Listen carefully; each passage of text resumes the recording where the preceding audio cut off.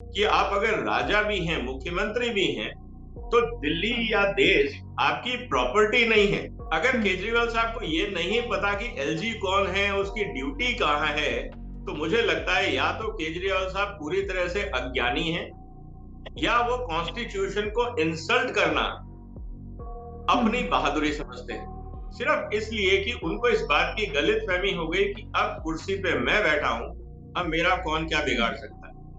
और हम्म। इसीलिए इतने सारे सीबीआई इंक्वायरीज जो चल रही हैं, एक एक करके उनके मंत्री क्यों जेल गए? क्या उसमें केजरीवाल की परमिशन नहीं ली गई? कि अगर आप रूल 8 देखते हैं ट्रांजैक्शन ऑफ बिजनेस रूल का, तो उसमें कहा गया है कि जो शेड्यूल में चीजें दी गई हैं, जिनका हर शेड्यूल में जो काम, जो वायलेशन हुआ है, उसमें बगैर सीएम के कोई भी मंत्री कदम नहीं उठा सकता। बिल्कुल। नमस्कार, लॉ स्ट्रीट जर्नल के Hindi channel law street Bharat में आपका स्वागत है। मैं हूं शिप्रा शर्मा।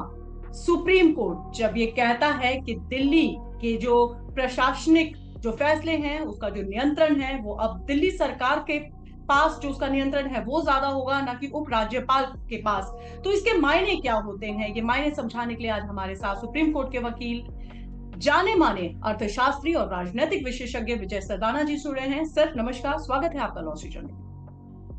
नमस्कार शिप्रा जी, आपको और आपके दर्शकों का। विजय सर, कल ये जो फैसला आया है दिल्ली सरकार के हक में, ये जो फैसला आया है, और फैसला आते ही गाज गिर पड़ी एक बड़े अधिकारी के पर, सेवा विभाग के, क्या कहना है आपका? कैसे देखते हैं आप इस पूरे मसले?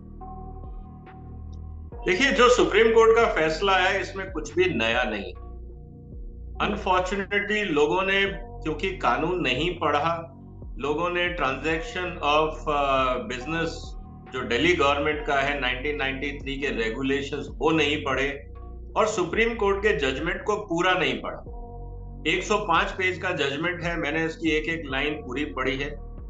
मैं इसलिए आपसे कह रहा हूं कि इसमें कुछ भी नया नहीं, सिर्फ उसमें एक छोटा सा क्लैरिफिकेशन है जिसको सुप्रीम कोर्ट ने क्लियर किया है। वो इनफैक्ट जो दिल्ली सरकार का कानून था 239 ए में जो अमेंडमेंट हुआ था कॉन्स्टिट्यूशन में, जब दिल्ली को राज्य का दर्जा दिया गया था, उसमें और ट्रांजैक्शन ऑफ बिजनेस रूल्स में बहुत सारी चीजें एकदम क्लियर है।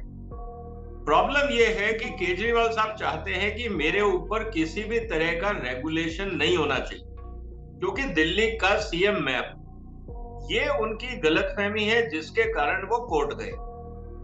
हकीकत ये है कि सुप्रीम कोर्ट ने भी यही कहा है कि जो कानून में लिखा हुआ है कि आप सारे वो काम कर सकते हैं जो आपको कानून के हिसाब से करना है।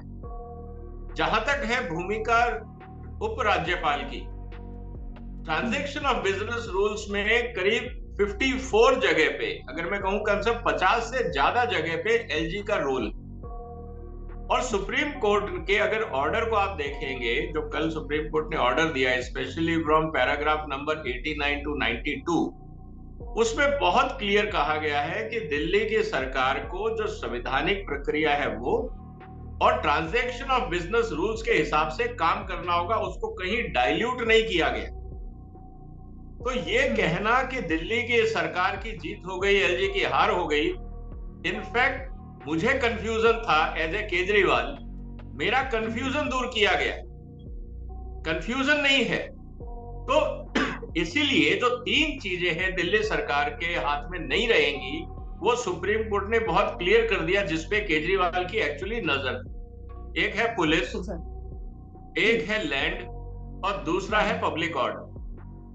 राइट तो सर। इस पे सुप्रीम कोर्ट ने कह दिया, इसमें पूरा का पूरा जो हस्तक्षेप रहेगा वो केंद्र सरकार का रहेगा, एलजी के माध्यम हम्म। से। कहीं ना कहीं शायद केजरीवाल साहब को ये लगता था कि इनमें अगर कोई भी स्ट्रिक्चर सुप्रीम कोर्ट का आएगा तो उनपे वो हस्तक्षेप करेंगे, लेकिन ऐसा नहीं हुआ। दूसरा जो पॉइंट था जिसको क्लैरिफिकेशन था, transfer and posting. Transfer and posting Kejriwal साहब उन्हीं अधिकारियों की कर पाएंगे जो सेंट्रल टेन्योर से स्टेट में डेप्यूटेड है। और राइट। वो जो डेप्यूटेशन है वो तब तक ही डेप्यूटेशन होता है जब केंद्र सरकार ने उनको राज्य में भेजा होता है। कल को हम्म। अगर मान लीजिए कि सीनियर पोजीशन पे आईएएस ऑफिसर से उसकी ट्रांसफर अगर केंद्र सरकार कर देती है, तो केजरीवाल साहब के हाथ में कुछ रहता नहीं, क्योंकि उस अधिकारी को भी प्रमोशन का हक है। उसको यूपीएससी की गाइडलाइंस के हिसाब से और भारत सरकार का जो डीओपीटी है, department of personal and training, उस हिसाब से जहां उसको पोस्टिंग दी जाएगी उसको वहां जाना होगा। ये उसके रूल है कोड ऑफ कंडक्ट में। तो मुझे नहीं लगता कि इस बात को इतना क्यों तूल दिया जा रहा है या कि इस बात को इतना क्यों हवा बनाया जा रहा है कि शायद केजरीवाल की जीत हो गई और एलजी की हार हो गई। इनफैक्ट सुप्रीम कोर्ट ने एक ही बात कही है कि जो कानून में लिखा है आप उसको फॉलो करिए, दैट्स ऑल। बिल्कुल, तो जो कानून में लिखा है उसी को फॉलो करने के लिए कहा गया। और जो आदतन केजरीवाल साहब की है कि सुप्रीम कोर्ट के जो फैसले हैं उसको जिस तरीके से वो अपनी जीत की तरीके से उसको बताते हैं और जो जो खुशियां वो बाहर निकलते हैं और मनाते हैं। इसके बाद सर आपने एक बात कही कि केजरीवाल सरकार चाहती है कि हर एक जो कब्जा है फैसलों का वो उनके हाथ में रहे। पंजाब में अभी देखा गया पुलिस उनके हाथ में है, यहाँ की पुलिस को अपने अधिकार क्षेत्र में लाने की वो बात करते रहे हैं। तो अभी ये जो पूरा पंजाब का जो मसला हुआ जिसमें एक महिला पत्रकार को सिर्फ गैर कानूनी तरीके से बकायदा उनको गिरफ्तार किया गया, उन पर ऐसे ऐसे आरोप तय किए गए, ऐसी ऐसी धाराएं लगाई गई जो बाद में जाकर कोर्ट ने भी उसको खारिज की है। इसको आप कैसे देखेंगे सर? इसमें कि केजरीवाल जी की ये राजनीति है, इसमें जो बदलाव आया है, क्या ये बदलाव उनके 10 साल की राजनीति के बाद आया है या ये नेचर जो है उनका शुरू से रहा है, क्योंकि आपने शुरुआत से इनको देखा है? देखिए, कुछ इंसानों की फितरत होती है, दो चीजों पे आपको ध्यान देना हो। एक तो जब केजरीवाल साहब दिल्ली के मुख्यमंत्री बने थे, विधानसभा में खड़े होकर उन्होंने कहा था दिल्ली का राजा मैं हूं, दिल्ली के राजा हम हैं, हमें गाइड करने वाला कौन होता है, दिल्ली की जनता ने हमको चुना। तो जब आप इस अहंकार में आ जाते हैं तो आप ये भूल जाते हैं कि आप अगर राजा भी हैं, मुख्यमंत्री भी हैं, तो दिल्ली या देश आपकी प्रॉपर्टी नहीं है। इस बात को केजरीवाल साहब को मानना होगा कि टैक्स पेयर का पैसा है, कानून के हिसाब से देश चलेगा। आप ना तो संविधान के बाहर हैं ना किसी भी कानून के बाहर। आपको सिर्फ 5 साल के लिए जनता ने चुन के भेजा है कि अब आप जाइए और कानून के हिसाब से देश को चलाइए, कानून के बाहर निकल के नहीं। ये बात हमें बहुत क्लियर करनी चाहिए। ये जो इलेक्टेड जो रिप्रेजेंटेटिव होते हैं वो कानून के तहत ही काम करते हैं, कानून के बाहर नहीं जा सकते, पहली बात। दूसरा, अभी जब कल जो सुप्रीम कोर्ट का ऑर्डर आया है उसके बाद केजरीवाल साहब ने जाके विधानसभा में क्या बोला, ये एलजी कौन होता है, ये किसने इसको अपॉइंट कर दिया, ये कहां से हमारे सिर पे बैठा दिया। सर जो शब्द इस्तेमाल करते हैं, बिल्कुल। इसका मतलब ये है कि केजरीवाल साहब ने संविधान पढ़ा ही नहीं। यही बात सुप्रीम कोर्ट ने कही है कि आर्टिकल 239AA में एलजी का nomination as a representative of president of India constitution में किया गया। अगर केजरीवाल साहब को ये नहीं पता कि एलजी कौन है, उसकी ड्यूटी कहां है, तो मुझे लगता है या तो केजरीवाल साहब पूरी तरह से अज्ञानी हैं या वो कॉन्स्टिट्यूशन को इंसल्ट करना अपनी बहादुरी समझते हैं। दो में से एक ही बात।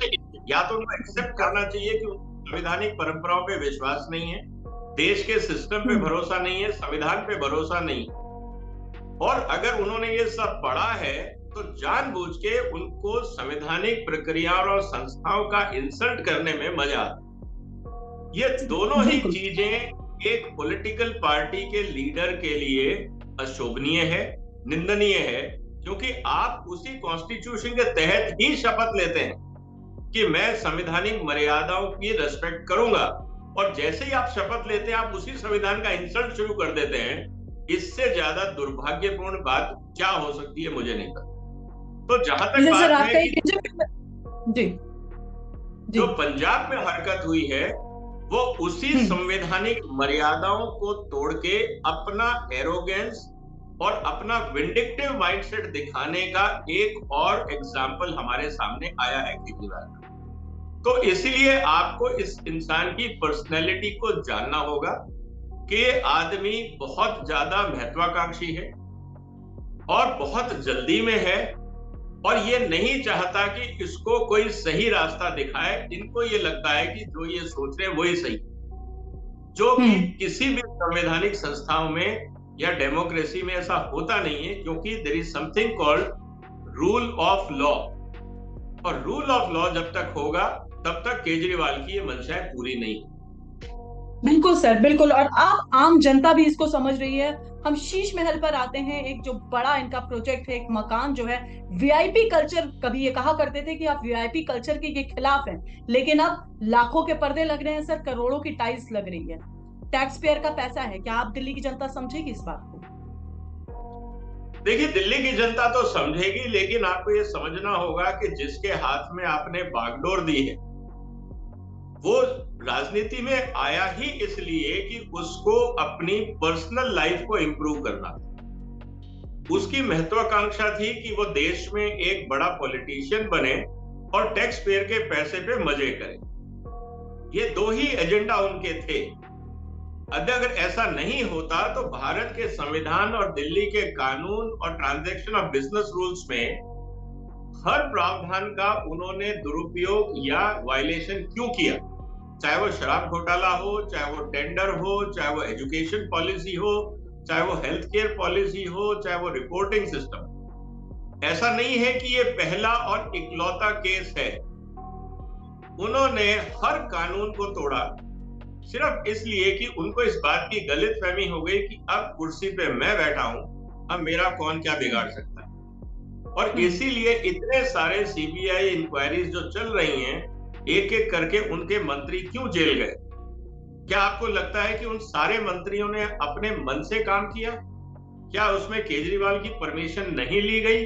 क्योंकि ट्रांजैक्शन ऑफ बिजनेस रूल के हिसाब से तो बहुत क्लियर है कि अगर आप रूल 8 देखते हैं ट्रांजैक्शन ऑफ बिजनेस रूल का, तो उसमें कहा गया है कि जो शेड्यूल में चीजें दी गई हैं, जिनका हर शेड्यूल में जो वायलेशन हुआ है, उसमें बगैर सीएम के कोई भी मंत्री कदम नहीं उठा सकता। और अगर केजरीवाल साहब को लगता है कि उनके मंत्री कानून तोड़ रहे हैं, तो केजरीवाल उन सबको पहले ही बर्खास्त कर चुके हो। लेकिन जेल जाने के बाद भी आपने मंत्रियों को बर्खास्त नहीं किया, तो इसका मतलब केजरीवाल को यह पता था कि कानून उनकी सहमति से तोड़ा गया है। और अगर वो अब मंत्रियों के खिलाफ कार्रवाई करेंगे तो मंत्री कहीं उनकी पोल ना खोल दें। अपने आप को बचाने के लिए उन्होंने मंत्रियों को बचाना उनकी मजबूरी। तो ये बातें हमें समझनी होंगी। Writing is on the wall. सारे एविडेंसेस एक एक करके ईडी और सीबीआई के पास आएंगे, और जहां पे भी गैप्स हैं एज पर गाइडलाइंस, वहां पे वायलेशन का कानून के तहत कार्रवाई होनी चाहिए। विजय सर, दो सवाल और, मिला जुला सवाल है। दोनों सवाल का जो जिस्ट है वो एक ही है। पहली बात, आप कहते दिखते हैं कि जो ये केजरीवाल सरकार है, इसने जो अपना ये राजनीति का जो प्लेन है वो उड़ा तो लिया, लेकिन इसको सावधानी से और सुरक्षा के साथ इसको वापस कैसे उतारना है, ये वो पार्टी नहीं समझ पा रही है। दूसरी बात, आप हमेशा कहते दिखते हैं कि केजरीवाल सरकार को अपने दुश्मनों की जरूरत नहीं है। दोस्त भी इनके लगातार दुश्मन होते चले जा रहे हैं। किन तथ्यों पर आप ये बात करें? देखिए, कोई भी सिस्टम को आप एंटर बड़ी आसानी से कर लेते। अगर आज आप पब्लिक को इन्फ्लुएंस करें तो आप भी कल चुनाव जीत सकते हैं। अगर आपकी पार्टी आपको सीएम बना दे तो आप भी सीएम बन सकते हैं। उसके लिए कोई प्री क्वालिफिकेशन कोई बहुत बड़ी नहीं। ये सिर्फ कभी कभी हम कहते हैं राजनीतिक हवा का रुख है। ये बात हमें समझनी है। तो एंट्री इनटू पॉलिटिक्स और पावर पे पहुंचना कोई बहुत बड़ा इशू नहीं है आज की दुनिया। लेकिन सत्ता में पहुंचने के बाद सिस्टम को कैसे चलाना है, उस सब के लिए गाइडलाइंस है, स्टैंडर्ड ऑपरेटिंग प्रोसीजर्स। जैसे पायलट को ये पता है कि भाई मैंने एग्जाम दिया, ट्रायल दी और मैं पायलट बन गया, लेकिन आपको पैसेंजर्स को लेके सेफ टेक ऑफ करके सेफ लैंडिंग जब तक आप नहीं करते तब तक आप पायलट नहीं बनते। तो कहने का मतलब यही है कि आप सत्ता में तो आ गए, लेकिन अगर आपको सत्ता चलानी नहीं आती, आपको कानून नहीं पता, आप सीखना नहीं चाहते, तो इसको आप क्रैश लैंडिंग बोलेंगे। क्योंकि सूनर और लेटर जहां जहां पे भी आप वायलेशन करेंगे, या तो वो प्रोजेक्ट्स रुक जाएंगे, जनता का पैसा वेस्ट होगा, या आप खुद ऐसे डिसीजन लेंगे जो कानूनी रूप से या तो भ्रष्टाचार कहलाएगा, या भाई भतीजावाद कहलाएगा, या वायलेशन ऑफ रूल्स कहलाएगा। तीनों ही स्थिति में सजा का प्रावधान है। तो आप अगर सेफ टेक ऑफ करके सेफ फ्लाइट चलाना चाहते हैं तो आपको एसओपीज और गाइडलाइंस को सीखना होगा। अनफॉर्चुनेटली 10 साल में केजरीवाल ने वो कुछ नहीं सीखा, being a farmer government employee. और यही प्रॉब्लम है केजरीवाल की, कि उनको सीखने की आदत नहीं है। उनको ये लगता है कि ही नोज एवरीथिंग और दुनिया वो अपने हिसाब से चलाएंगे। ऐसा होता नहीं। यही कारण रहा आप है सर थोड़े कि जितने समय तक बुद्धिजीवी रहेंगे लोग पार्टी से लेकिन जुड़ते समस्याएं जी, बढ़ेंगी। मैं कह रही हूँ कि यही शायद कारण रहा है कि जितने बुद्धिजीवी लोग हैं जो पार्टी से जुड़े वो धीरे धीरे पार्टी का दामन छोड़ते चले गए। देखिए, ये हमेशा होता है। कोई भी आदमी अगर आता है जो समझदार व्यक्ति है, लर्नेड सिटीजन्स हैं, रिस्पेक्टेड सिटीजन्स हैं, उनकी प्री कंडीशन ये होती है कि हम एक समाज का हिस्सा हैं और समाज की मर्यादाओं और कानून के हिसाब से हमको काम करना, ये उसकी प्री कंडीशन। लेकिन जब उनको ये लगा कि ये सब मर्यादाएं और कानून को तोड़ने का आदी है केजरीवाल, तो आप कब तक ऐसे इंसान के साथ काम करेंगे जो आपको रोज बेइज्जत होना पड़े? समाज में आप वापस जाएंगे, आपके परिवार, आपके दोस्त, आपका समाज आपसे पूछेगा अरे आप ये क्या कर रहे हो? तो कब तक आप अपने ऐसे नेता को डिफेंड करोगे कि यार एक एबरेशन हो सकता है, गलती हो सकती है। लेकिन जो हैबिचुअल ऑफेंडर है, आप उसके साथ कब तक रहेंगे? तो केजरीवाल की प्रॉब्लम ये है कि Kejriwal is a habitual offender. और जब भी आप हैबिचुअल ऑफेंडर के साथ काम करते हैं तो आपको ऐसे आदमी को डिफेंड करना विद टाइम भारी पड़ता जाता है। और यही समस्या हो रही है। जिन लोगों ने केजरीवाल का साथ दिया, अल्टीमेटली उन सबको अपनी इज्जत बचानी थी। उनको लगा कि यहां तो काम ठीक नहीं हो रहा है, एक एक करके वो सब लोग हट गए। अब सिर्फ वही लोग बचे हैं जिनकी मजबूरी है केजरीवाल का साथ देना, क्योंकि वो केजरीवाल के एहसानों तले दबे हुए हैं। उनका अपना तो ना कोई सामाजिक अस्तित्व है ना राजनीतिक अस्तित्व, और वो केजरीवाल की मेहरबानी पे टिके हुए हैं। आज अगर उन लोगों को आप कुर्सी से हटा दें तो उनका कोई मास बेस नहीं है। आप वो ये नहीं कह सकते कि वो 2 लाख लोगों को इकट्ठा करके दोबारा चुनाव जीत जाएंगे। वो टेक्निकली एक आम आदमी थे। केजरीवाल की यस सर यस करके यस मैन बनते हुए वो करीब आए। केजरीवाल साहब को ऐसे लोग चाहिए जिनको वो अपने फायदे के लिए यूज कर सकें। ये लोग अपने आप को उस आहुति में डालने को तैयार थे, तो वो केजरीवाल के करीब आते गए। जिन लोगों ने कहा कि हम आहुति बनने को तैयार नहीं है, वो लोग केजरीवाल से दूर होते गए। आज आम आदमी की स्थिति इतनी सी है जो हमारे सामने।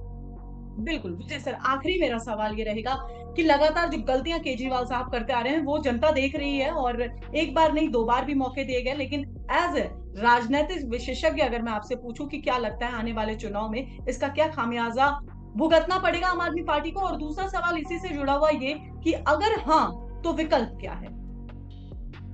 देखिए, 2-3 चुनौतियां केजरीवाल साहब के सामने। सबसे पहले तो है कानूनी जो पहलू है।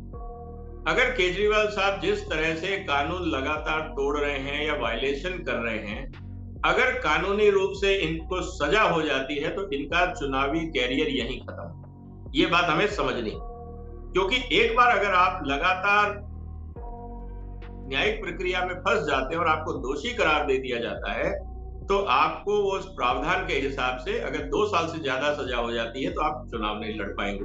फिर आपको कम से कम 9-10 साल बाहर बैठना पड़ेगा। ये समस्या गंभीर है। दूसरा, आप इस बात को भी मानिए कि अगर जनता जो देख रही है, तो जो अभी तक इमोशनल लोग थे, केजरीवाल साहब को अच्छा मानते थे, बुद्धिजीवी थे, वो धीरे धीरे करके इनसे हट रहे हैं। अब इनकी वो पकड़ नहीं रही जो पहले थी।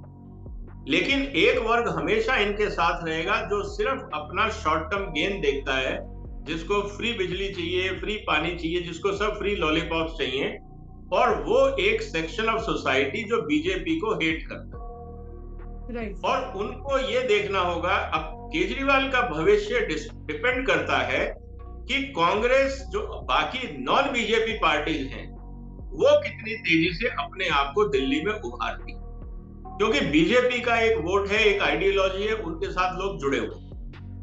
जो लोग बीजेपी के साथ नहीं है, फिलहाल उनके पास विकल्प नहीं, तो वो घूम फिर के केजरीवाल के पास आएंगे। अगर कल को कांग्रेस मजबूत होती है तो वो केजरीवाल के लिए ज्यादा प्रॉब्लम।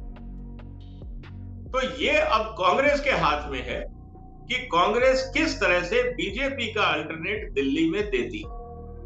और अगर कांग्रेस फेल होती है तो जो इंपॉर्टेंट कंटेस्ट है, जो आमने सामने की जो पार्टियां, वो दो ही रहेंगी, बीजेपी वर्सेस केजरीवाल, आम आदमी पार्टी। इसीलिए केजरीवाल को ये पता है कि मुझे हमेशा बीजेपी पे टारगेट करना है कि कांग्रेस तो इस समय हाशिए पे। तो इस समय जो चैलेंज है वो बीजेपी का नहीं है, वो कांग्रेस का। और अगर जनता को बीजेपी का अल्टरनेट चाहिए और आम आदमी से वो खुश नहीं है, तो तीसरा ऑप्शन क्या, सवाल वो है आज। और क्या कांग्रेस इस मजबूरी का या इस अपॉर्चुनिटी का फायदा उठाएगी, ये कांग्रेस के नेतृत्व पर डिपेंड करता है। बिल्कुल। तो हमारे साथ विजय सदाना सर थे और उन्होंने साफ ये बताया कि एक महत्वाकांक्षी नेता की जब महत्वाकांक्षा का जो सिरा है वो इतने ऊंचा पहुंचता है तो जनता को उसका खामियाजा कैसे उठाना पड़ता है। सर, हमसे जुड़ने के लिए, बात करने के लिए आपका बहुत बहुत शुक्रिया। नमस्कार। नमस्कार, वंदे मातरम।